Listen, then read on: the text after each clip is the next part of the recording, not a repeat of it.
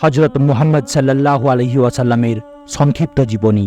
লেখিকা আমেনা ফিরদৌসী। প্রাক ইসলামী যুগে যখন চরম উচ্ছৃঙ্খলতা, পাপাচার, দুরাচার, ব্যভিচার, মিথ্যা, হত্যা, লুণ্ঠন, মদ্যপান, জুয়ায় ভরপুর ছিল, অন্যায়, অপরাধ, দ্বন্দ্ব, সংঘাত, সন্ত্রাস, নৈরাশ্য আর হাহাকার বিরাজ করছিল, ঠিক এমন সময় মানবতার মুক্তির দিশারি সর্বশ্রেষ্ঠ মহামানব ও সর্বশেষ নবী হজরত মুহাম্মদ সাল্লাল্লাহু আলাইহি ওয়াসাল্লাম সারা জাহানের হিদায়তের জন্য আবির্ভূত হলেন। রাসূল সাল্লাল্লাহু আলাইহি সাল্লাম হলেন বিশ্ব মানবতার জন্য আল্লাহর এক অনন্য রহমত স্বরূপ প্রেরিত। মহান বিশ্ব পরিচালক ঘোষণা করেছেন, আমি তোমাকে প্রেরণ করেছি বিশ্বজগতের জন্য বিশেষ রহমত স্বরূপ। জন্ম ও শৈশব। হজরত মুহাম্মদ সাল্লাল্লাহু আলাইহি ওয়াসাল্লাম বর্তমান সৌদি আরবে অবস্থিত মক্কা নগরীর কুরাইশ গোত্রের বনি হাশিম বংশে জন্মগ্রহণ করেন। হজরত মুহাম্মদ সাল্লাল্লাহু আলাইহি সাল্লাম 570 খ্রিস্টাব্দে 12 রবিউল আউয়াল সোমবার জন্মগ্রহণ করেন। তার মায়ের নাম আমিনা এবং পিতার নাম আব্দুল্লাহ। অতি অল্প বয়স থেকেই আল্লাহ তাকে কঠিন পরীক্ষার মাধ্যমে যাচাই করে নেন।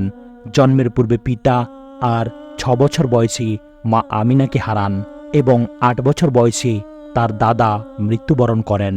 ইয়াতিম শিশু বড় হয়ে উঠে চাচার সযত্ন ভালোবাসায়। নামকরণ। হজরত মুহাম্মদ সাল্লাল্লাহু আলাইহি ওয়াসাল্লামের জন্ম হওয়ার পরই মা আমেনা এ সংবাদ দাদা আব্দুল মুত্তালিবকে পাঠান। সংবাদ পাওয়ার পরই তিনি ছুটে আসেন, পরম স্নেহে দেখেন, যত্নের সঙ্গে কোলে নিয়ে কাবার ভেতর প্রবেশ করেন, আল্লাহর হামদ বর্ণনা করেন এবং দোয়া করেন। অতঃপর তার নাম রাখেন মুহাম্মদ, প্রশংসিত। আহমদ নামকরণ। বিবি আমিনা গর্ভাবস্থায় স্বপ্নযোগে প্রাপ্ত নাম অনুসারে আহমদ উচ্চ প্রশংসিত নাম রাখেন। বাল্যকাল হতে মুহাম্মদ ও আহমদ উভয় নামই প্রচলিত ছিল। উভয় নামই পবিত্র কুরআনে উল্লেখ রয়েছে। দুগ্ধপানকাল। সর্বপ্রথম তাকে তার মাতা হজরত আমেনা দুগ্ধপান করান। অতঃপর আবুল আহাবের বাঁদী সুয়াইবা তাকে দুগ্ধপান করায়। অতঃপর ধাত্রীর সন্ধান করতে থাকেন। হাওয়াজিন গোত্রের বানি সাদের মহিলা হালিমা সাদিয়া এই বিরল সৌভাগ্যের অধিকারী হন, এমনভাবে যে অন্য কোনো ধাত্রী শিশু মুহাম্মদকে গ্রহণ করল না। পক্ষান্তরে হালিমা সাদিয়াও অন্য কোনো শিশু পেল না। বাধ্য হয়ে রাসূল করিম সাল্লাল্লাহু আলাইহি ওয়াসাল্লামকে গ্রহণ করলেন। গ্রহণ করার পর থেকেই হালিমার ঘরে ইলাহি বরকতের জোয়ার শুরু হলো। 2 বছর দুগ্ধপানের পর বিবি হালিমা শিশু মুহাম্মদকে নিয়ে তার মায়ের নিকট হাজির হন এবং সাথে সাথে এই আকাঙ্ক্ষাও ব্যক্ত করেন যে শিশুকে আরও কিছু দিনের জন্য তার নিকট যেন থাকতে দেয়া হয়। এদিকে মক্কায় তখন মহামারী চলছিল। উভয় দিক চিন্তা করে বিবি আমেনা তার শিশুকে হালিমার নিকট ফিরিয়ে দেন।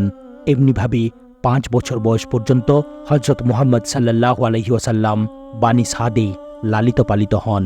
সেখানে তিনি তার দুধ ভাইদের সঙ্গে জঙ্গলে ছাগল চড়াতেন। সহিহ আল বুখারী, কিতাবুন নিকাহ, সিরাতুন নবী 1:172। দাদা ও চাচার তত্ত্বাবধানে। হজরত মুহাম্মদ সাল্লাল্লাহু আলাইহি সাল্লামের মাতা পিতার মৃত্যুর পর দাদা আব্দুল মুত্তালিব তার লালন পালনের দায়িত্ব দেন। তিনি তাকে খুব স্নেহ করতেন, এমনকি নিজের ছেলেদের উপরও তাকে প্রাধান্য দিতেন, নিজের আসনে বসাতেন। দাদা আব্দুল মুত্তালিবের মৃত্যুর পূর্ব পর্যন্তই তিনি তাঁর তত্ত্বাবধানে ছিলেন। দাদা আব্দুল মুত্তালিবের মৃত্যুর পর চাচা আবু তালিব তার দায়িত্ব নেন। তখন তার বয়স ছিল 8 বছর। তিনি চাচা আবু তালিবকে বকরি লালন ও শাম দেশের ব্যবসার কাজে সহযোগিতা করতেন। খাদিজা রাদিয়াল্লাহু তাআলা আনহার সঙ্গে বিবাহ। 25 বছর বয়সে মক্কার ধনবতী মহিলা খাদিজা বিনতে খুয়াইলিদের সাথে রাসূল সাল্লাল্লাহু আলাইহি সাল্লামের বিয়ে হয়।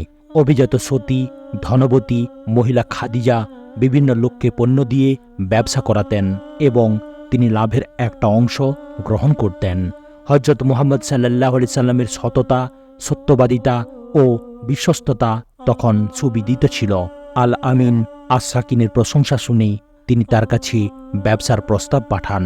হজরত মুহাম্মদ সাল্লাল্লাহু আলাইহি সাল্লাম রাজি হন এবং ব্যবসা শেষে অনেক বেশি লাভসহ তার সবকিছু বুঝিয়ে দেন।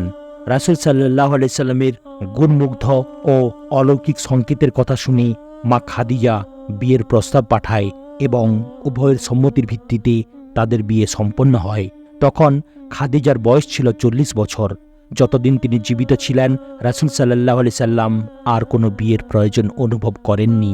এরপর আদর্শিক প্রয়োজনে এবং নারী সমাজের বিভিন্ন উপকারের জন্য তিনি মোট 11টি বিয়ে করেন। 2 জন তার মৃত্যুর পূর্বে মারা যান, আর 9 জনের সাথে তিনি বৈবাহিক জীবন অতিবাহিত করেন।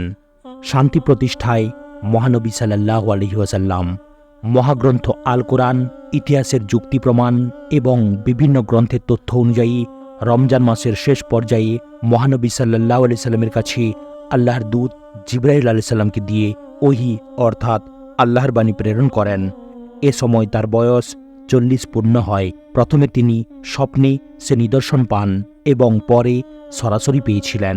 ওহী নাজিলের সূচনা বেশিরভাগ সময় তিনি মক্কার প্রসিদ্ধ পাহাড় জাবালে নূরে অবস্থিত গারে হেরা তথা হেরা গুহায় অবস্থান করতেন এবং ক্রমান্বয়ে কয়েক রাত সেখানে অতিবাহিত করতেন। থাকার ব্যবস্থাও তিনি আগে থেকেই করে নিতেন।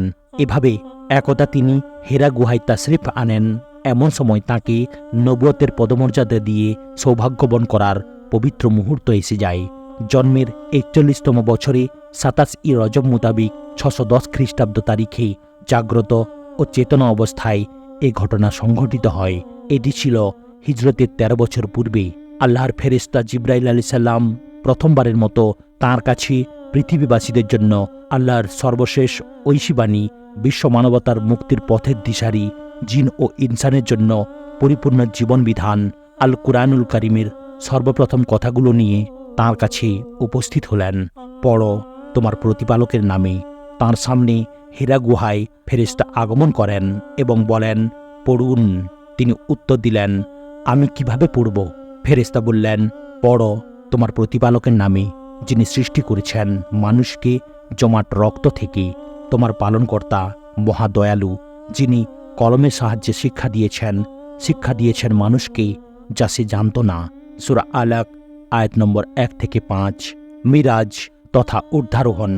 রাসূলুল্লাহ সাল্লাল্লাহু আলাইহি সাল্লামের বয়স যখন 51 বছর 9 মাস হয়, তখন তাঁকে সশরীরে মর্যাদাপূর্ণ ইসরা ও মিরাজ ভ্রমণের মাধ্যমে সম্মানিত করা হয়। মিরাজে রাসূলুল্লাহ সাল্লাল্লাহু আলাইহি সাল্লাম প্রথমে কাবা থেকে বাইতুল মুকাদ্দাসে যান। অতঃপর সেখান থেকে এক এক করে 7 আসমান অতিক্রম করে মহান আল্লাহর আরশে আজিমে তাশরিফ গ্রহণ করেন। এই মিরাজ সফরে রাসূলুল্লাহ সাল্লাল্লাহু আলাইহি সাল্লাম 5 ওয়াক্ত নামাজের বিধান লাভ করেন। মিরাজে গিয়ে রাসূলুল্লাহ সাল্লাল্লাহু আলাইহি সাল্লাম জান্নাত এবং জাহান্নাম স্বচক্ষে প্রত্যক্ষ করেন। দাওয়াতের আদেশ। মহান আল্লাহ তাআলা রাসূল সাল্লাল্লাহু আলাইহি সাল্লামকে ইসলামের দাওয়াতের আদেশ দিয়ে ইরশাদ করেন, হে চাদরাবৃত ব্যক্তি, ওঠো এবং সতর্ক করো। গোপনে ইসলামের দাওয়াত। রাসূল করিম সাল্লাল্লাহু আলাইহি ওয়াসাল্লাম স্বীয় প্রতিপালকের আদেশ যথাযথ পালন করেন এবং গোপনে মানুষের মাঝে ইসলাম প্রচার করতে শুরু করেন। তিনি সর্বপ্রথম আপন পরিবার পরিজন ও বন্ধুবর্গকে ইসলামের দাওয়াত দেন। সর্বপ্রথম খাদিজা রাদিয়াল্লাহু তাআলা আনহা তার দাওয়াত গ্রহণ করেন।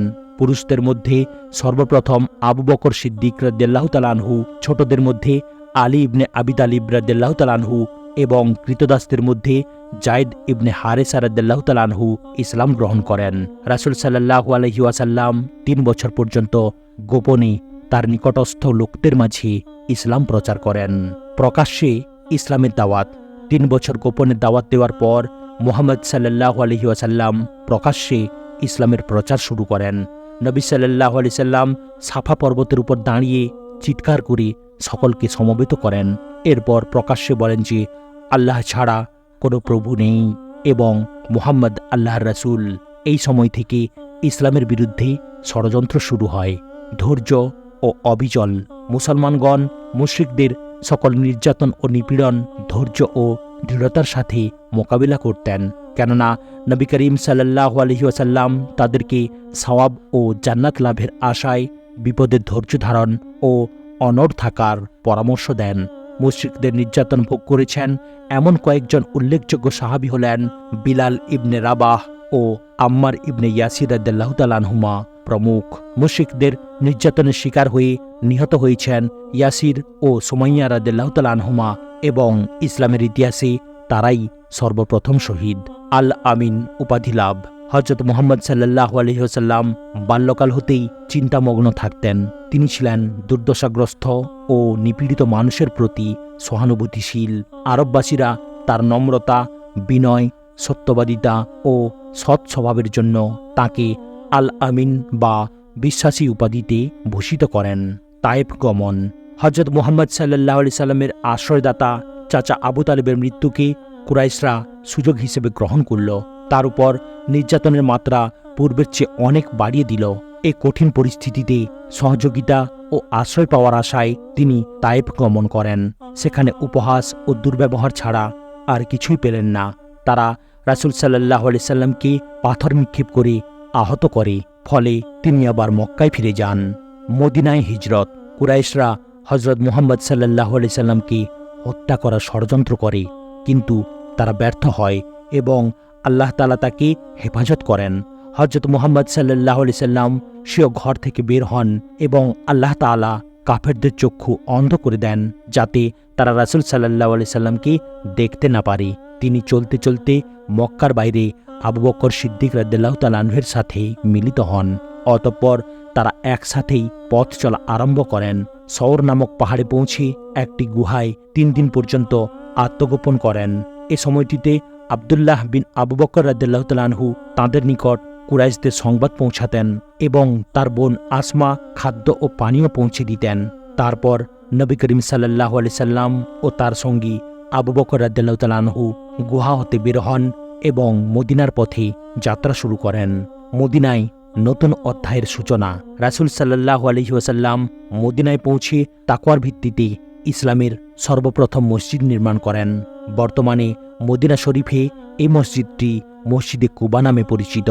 মদিনাতে রাসূল সাল্লাল্লাহু আলাইহি ওয়াসাল্লাম সর্বপ্রথম যে পদক্ষেপ গ্রহণ করেন তা হল মসজিদে নববী নির্মাণ এবং আনসার ও মুহাজিরদের মাঝে ভ্রাতৃত্ব স্থাপন। মক্কা বিজয়। হুদায়বিয়ার সন্ধির পর হযরত মুহাম্মদ সাল্লাল্লাহু আলাইহি সাল্লাম বিভিন্ন গোত্রে তার দাওয়াতি কর্মসূচি অধিক পরিমাণে বিস্তৃতি ঘটাতে সক্ষম হন। ফলে 1 বছরের মাথায় মুসলমানদের সংখ্যা অধিক হারে বৃদ্ধি পেয়েছে। এরই মাঝে কুরাইশদের সাথে মৈত্রী চুক্তিতে আবদ্ধ বনু বকর মুসলমানদের মিত্র কবিলায় খুজার উপর আক্রমণ করল। এর অর্থ দাঁড়ালো কুরাইশ এবং তার মিত্ররা হুদায়বিয়ার সন্ধি চুক্তি ভঙ্গ করল।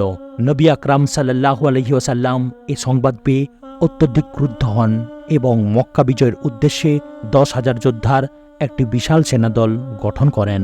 তখন ছিল হিজরি 8ম বর্ষের রমজান মাস। এদিকে কুরাইশরা নবী আকরাম সাল্লাল্লাহু আলাইহি সাল্লামের মক্কাভিমুখী অভিযানের সংবাদ পেয়ে তাদের নেতা ও মুখপাত্র আবু সুফিয়ানকে ক্ষমা প্রার্থনা, সন্ধি চুক্তি বলবৎ এবং চুক্তির মেয়াদ আরও বাড়ানোর প্রস্তাব দিয়ে নবী আকরাম সাল্লাল্লাহু আলাইহি ওয়াসাল্লামের নিকট প্রেরণ করেন। নবী করিম সাল্লাল্লাহু আলাইহি ওয়াসাল্লাম তাদের ক্ষমার আবেদন নাকচ করে দিলেন, কারণ তারা অঙ্গীকার ভঙ্গ করেছে। আবু সুফিয়ান ইসলাম গ্রহণ ব্যতীত আর কোনো উপায় না দেখে ইসলাম গ্রহণ করেন। অতঃপর সেনাদল মক্কাভিমুখে রওনা হয়ে মক্কার কাছাকাছি আসলে মক্কাবাসী বিশাল দল দেখে আত্মসমর্পণ করে আর নবী আকরাম সাল্লাল্লাহু আলাইহি ওয়াসাল্লাম মুসলমানদের সঙ্গে নিয়ে বিজয়ী বেশে মক্কায় প্রবেশ করেন।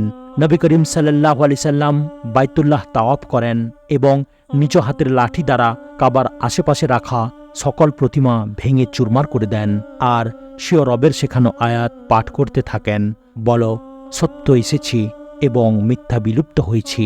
নিশ্চয়ই মিথ্যা বিলুপ্ত হওয়ারই ছিল। সূরা ইসরা আয়াত নম্বর 81। অতঃপর নবী আকরাম সাল্লাল্লাহু আলাইহি ওয়াসাল্লাম সকলের উদ্দেশ্যে ভাষণ দেন, ঘোষণা করেন মক্কা পবিত্র ও নিরাপদ। বিদায় হজ। 10ম হিজরি সনে নবী করিম সাল্লাল্লাহু আলাইহি ওয়াসাল্লাম মুসলমানদেরকে তাঁর সাথে হজব্রত পালন ও হজের আহকাম শিক্ষা গ্রহণ করতে মক্কায় যাওয়ার জন্য আহ্বান জানান। তার আহ্বানে 1 লক্ষের মতো লোক সাড়া দিল।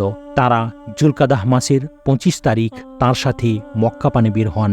বাইতুল্লায় পৌঁছে প্রথমে তাওয়াফ করেন। অতঃপর জিলহজ মাসের 8 তারিখ মিনার উদ্দেশ্যে রওনা হন। এরপর 9 তারিখ জাবালে আরাফাহ অভিমুখে যাত্রা করেন।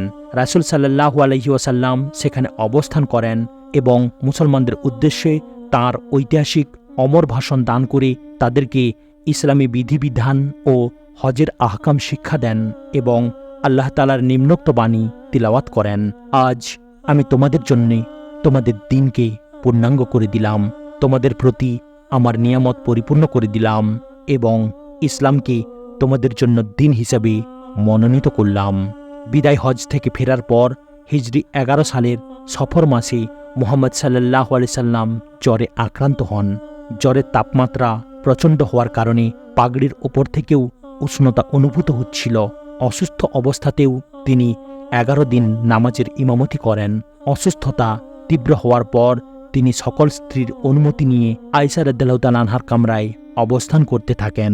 তার কাছে 7 কিংবা 8 দিনার ছিল। মৃত্যুর একদিন পূর্বে তিনি এগুলোও দান করে দেন। অবশেষে 11 হিজরি সালের রবিউল আউয়াল মাসের 1 তারিখ সন্ধ্যায় তিনি মহান প্রতিপালকের সান্নিধ্যে চলে যান। এ সময় হযরত মুহাম্মদ সাল্লাল্লাহু আলাইহি ওয়াসাল্লামের বয়স হয়েছিল 63 বছর। সর্বোপরি হযরত মুহাম্মদ সাল্লাল্লাহু আলাইহি ওয়াসাল্লাম বিশ্ব শান্তি প্রতিষ্ঠায় এক অনন্য নজির স্থাপন করেন। সর্বক্ষেত্রে তিনি ছিলেন সফল ব্যক্তিত্ব। বিশ্বনবী মুহাম্মদ সাল্লাল্লাহু আলাইহি ওয়াসাল্লাম সম্পর্কে যতই বর্ণনা করি না কেন ততই শেষ হয় না। আর এখানে তো একটি সংক্ষিপ্ত জীবনী মাত্র। তবুও দ্বীনের প্রচার ক্ষেত্রে আমার এই ক্ষুদ্র নিবেদন গ্রহণ করুন, শেয়ার করুন এবং ভিডিওটি কেমন লাগলো তা জানানোর জন্য মন্তব্য করুন। আসসালামু আলাইকুম ওয়া রাহমাতুল্লাহি ওয়া বারাকাতুহু।